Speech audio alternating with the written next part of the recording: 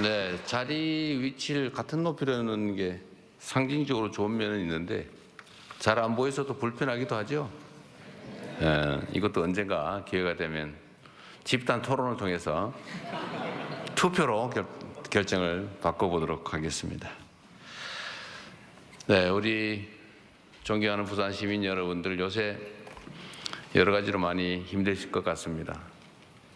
전체적으로 경기도 나쁜 데다가 또 불균형 성장 발전에 따른 지역 소외까지 겹쳐서 요새 저도 참 이 말 하기 싫던데 자꾸 여러분들 스스로 노인과 바다 얘기를 많이 하시는 것 같더라고요. 참으로 안타까운 상황인데 사실 이게 부산만 겪는 문제는 아니고 대한민국 전부가 겪고 있는 문제이기도 하고 또 어쩌면 흐름으로 본다면 전 세계적인 흐름의 일부이기도 한 측면이 있습니다.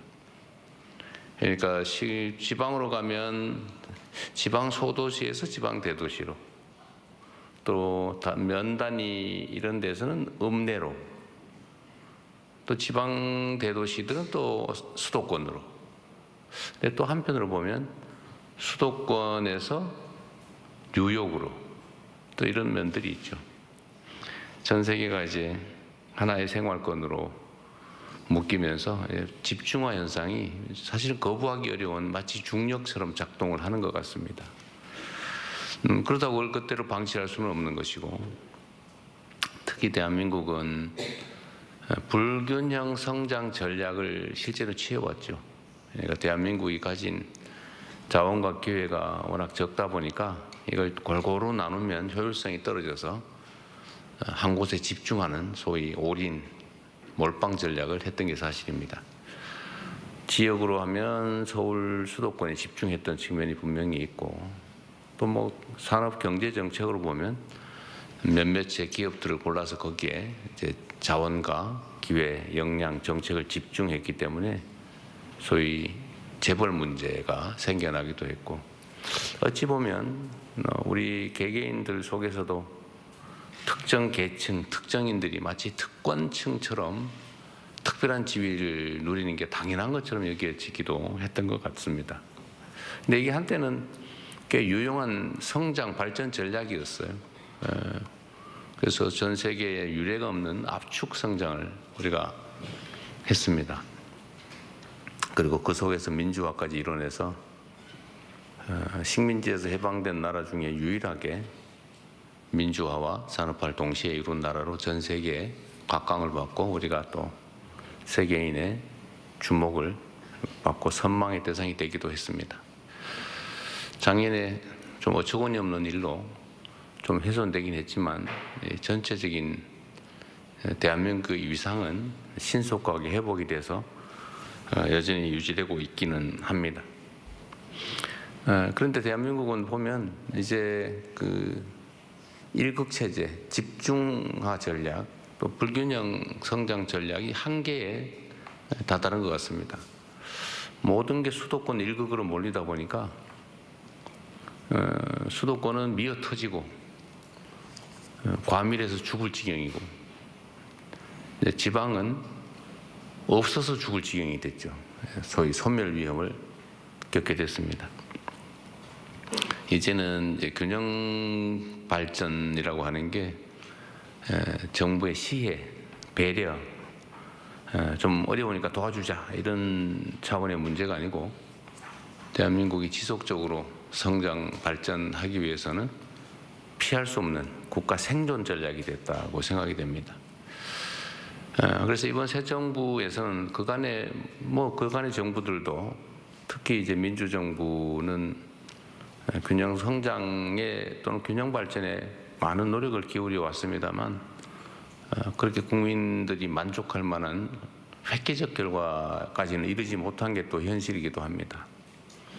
그래서 이번 정부는 이전과는 좀 다르게 국가의 자원 배분이나 정책 결정에서 균형 발전 전략을 국가 생존 전략으로 격상시키고 어쨌든 자원 배분, 정책 결정에서 지방과 균형을 맞추는 수준이 아니라 지방에 인센티브를 주는, 지방을 더 우대하는 전략으로 가야 비로소 약간의 균형을 되찾을 수 있겠다는 그런 판단을 하게 됐습니다.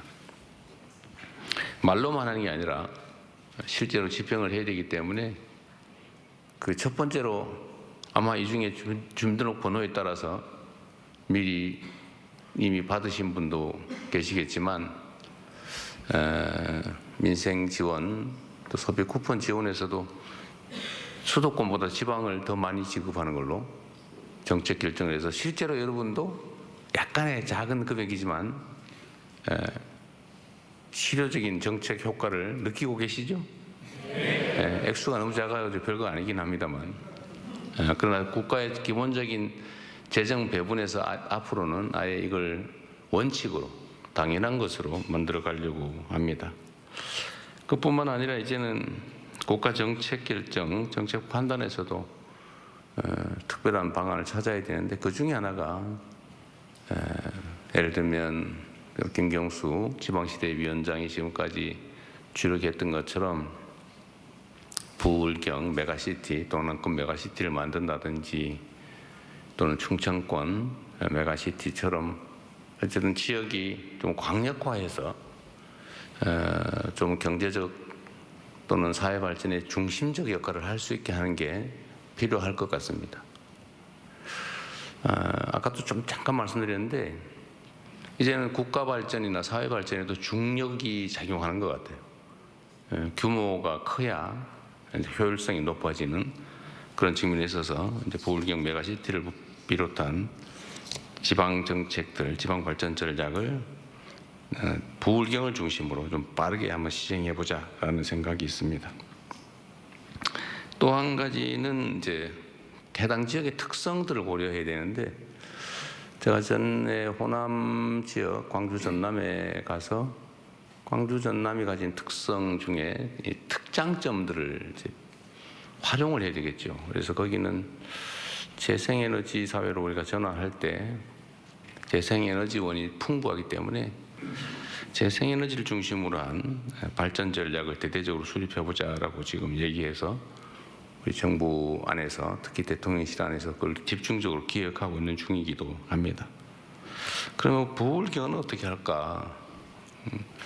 역시 항만 물류 도시라고 하는 특성을 좀 최대한 살려서 좀 발전 전략을 짜보자라고 하게 됐습니다. 거기서 마침 지금 기후 변화로 지금 북극 항로가 활용 가능성이 매우 높아졌기 때문에 대한민국이 그 중에서도 특히 부산이 아마도 북극 항로 개척에 따른 수혜를 입을 가능성이 매우 높다. 일부에서는 이거 뭐 한 10년, 20년 후 일인데 뭐 지금 뭘 그러냐라고 하지만 사회적 변화라고 하는 것은 10년, 20년, 50년, 100년 전에 미리 준비하지 않으면 기회를 놓치게 되죠. 사실은 빠른 게 아니라 늦었습니다. 그래서 지금이라도 속도를 내서 항만 물류 중심 도시로 동북아 중심 도시로 발전하는 가능한 방안이 뭔지를 한번 논의해 보려고 하고 그 중에서도 정부의 의지가 매우 중요하지 않겠습니까? 역시 우리는 정치적 무슨 얘기를 하면 다 선거 지나면 다 잊어버리고 빈말하고 그런 게 습관이 돼가지고 제가 뭔 얘기를 해도 안 믿더라고요. 근데 저는 좀 달라요. 한다면 하죠. 그래서 해수부를 포함한 관련 국가기관들 부산 집중 이전도 뭐 여기저기서 얘기가 많긴 합니다만 그런 것도 가능한 범위에서 신속하게 지금 집행 중입니다. 연말까지는 혹시 이사를 올 수 있을까 잘 모르겠어요. 올 수 있습니다. 올 수 있어요.